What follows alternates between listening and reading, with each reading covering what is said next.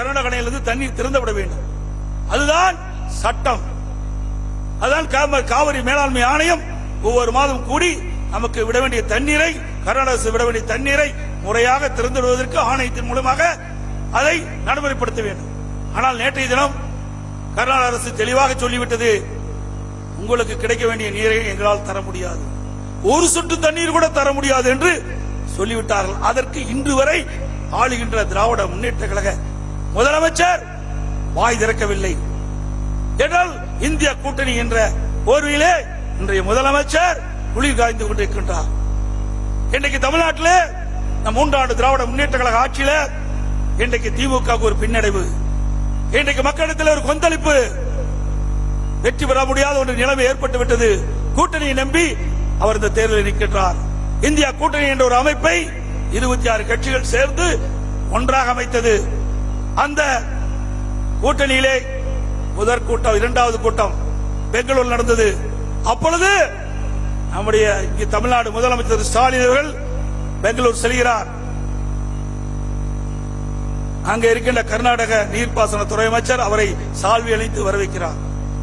அந்த கூட்டத்திலே முதலமைச்சர் இடம்பெறுகிறார், கர்நாடக முதலமைச்சர் இடம்பெறுகிறார், காங்கிரஸ் கட்சி சேர்ந்த தலைவர்கள் எல்லாம் இடம்பெறுகிறார்கள். நமக்கு வழங்க வேண்டிய பங்கு நீரை கேட்டு பெற்றிருந்தால் நிச்சயம் நமக்கு திறந்து விட்டுப்பார். அந்த காலகட்டத்தில் நமக்கு கிட்டத்தட்ட ஒரு 70 டிஎம்சி தண்ணி கர்நாடக தர வேணும், தரவில்லை, திறந்து விடவில்லை. அது மட்டுமல்ல,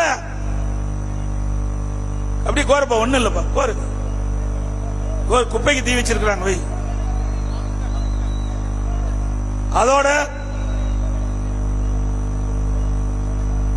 திரு ஸ்டாலின் 2023 ஜூன் மாதம் மேட்டூருக்கு நேராக வந்து குறுவை சாகுபடிக்கு தண்ணீர் திறந்து விடுவதாக பத்திரிகைகளை செய்தி வெளியிட்டு, அப்பொழுது மேட்டூர் அணையிலிருந்து தண்ணீர் திறக்கின்ற பொழுது பேசுகிறார், நானும் டெல்டாக்காரன் என்று வீரவசனம் பேசிய முதலமைச்சர் இன்றைய முதலமைச்சர் திரு ஸ்டாலின் அவர்கள் வீரவசனம் பேசி தண்ணீரை திறந்து விட்டார் குறுவை சாகுபடிக்கு.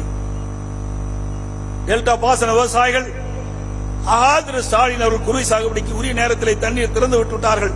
நாமும் குறுவை சாகுபடி பயிர் செய்யலாம் என்று அவர்களும் சுமார் 5 லட்சம் ஏக்கர்ல குறுவை சாகுபடி பயிர் செய்தார்கள். ஆனால் 1.5 மாதம் கழித்து மேட்டூர் அணை வர தண்ணீர் குறைந்து விட்டது. அங்க இருக்கின்ற டெல்டா பாசனத்தில் இருக்கின்ற பயிர்களுக்கு போதிய தண்ணீர் இல்லை, காய்கின்ற சூழ்நிலை. அப்பொழுதுதான் இந்தியா கூட்டணிக்கு பெங்களூர் சென்றார். உண்மையிலேயே விவசாயி மீது அக்கறை இருந்தால், தமிழ்நாட்டு மக்கள்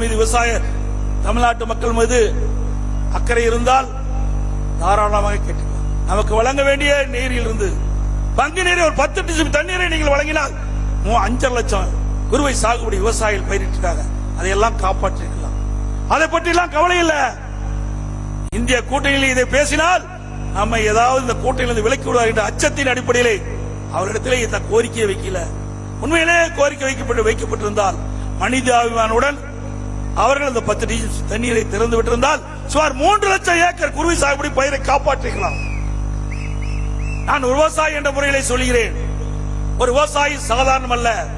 இரவென்று பகல் என்று பாராமல் உழைத்து அந்த பயிரை வளர்த்து அறுவடை செய்கின்றவரை ஒரு குழந்தையை பாதுகாப்பதை போல பயிரை பாதுகாத்து அறுவடை செய்கின்றவர் விவசாயி. அப்படி விவசாயி துன்பத்திலே துயரத்திலே வாடிக்கொண்டிருக்கின்ற பொழுது நீங்கள் அந்த விவசாயிகளுக்கு பரிந்து பேசி நமக்கு கிடைக்க வேண்டிய தண்ணீரை பெற்று தராத முதலமைச்சர் இந்த நாட்டிற்கு தேவைதானா? இன்றைக்கு அந்த விவசாயிகளுக்கு ஒவ்வொரு ஆண்டும் அனைத்து இந்திய அண்ணா திராவிட முன்னேற்ற கழக அரசு இருக்கின்ற பொழுது பயிர் காப்பீட்டு திட்டத்தில் சேர்க்கப்பட்டு அவர்களுக்கு ஏதாவது இயற்கை பேரிடர், வறட்சி, புயல், வெள்ளம் வந்தா அந்த பயிர் பாதிக்கப்பட்டால் அந்த பயிர் காப்பீட்டு திட்டத்தின் இன்சூரன்ஸ் மூலமாக ஒரு ஹெக்டருக்கு 84,000 ரூபாய் பெற்று தரப்படும். இதெல்லாம் அண்ணா திமுக ஆட்சியில விவசாயிகள் செஞ்சோம். ஆனா விடியா திமுக ஆட்சியில விவசாயிகளை எந்த அளவுக்கு புறக்கணிக்கப்படுகிறது என்பதை நேரத்தில் சுட்டிக்காட்டுகிறேன். அது மட்டுமல்ல, இதுவரை தேர்தல் பிரச்சாரம் கிட்டத்தட்ட அவரும் ஒரு 15 தேர்தல் பிரச்சார கூட்டத்தில் கலந்து கொண்டு பேசியிருக்கிறார். அவருடைய மகன் 25 தேர்தல் பிரச்சார கூட்டத்தில் பேசியிருக்கிறார். ஒரு கூட்டத்திலேயாவது விவசாயிகளை பற்றி பேசினார்களா? ஒரு பொதுக்கூட்டத்திலேயாவது உழைக்கின்ற விவசாயிகளை பற்றி பேசினார்களா? விவசாயிய துன்பத்தை பற்றி பேசினார்களா? விவசாயி தொழிலாளி பற்றி சிந்தித்தார்களா? எண்ணி பாருங்க.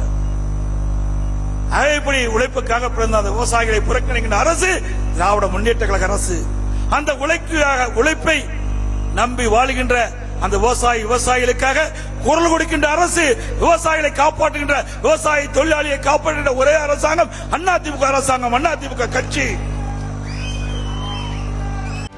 செய்திகளை உடனுக்குடனும் துல்லியமாகவும் தெரிந்து கொள்ள சப்ஸ்கிரைப் பண்ணுங்க.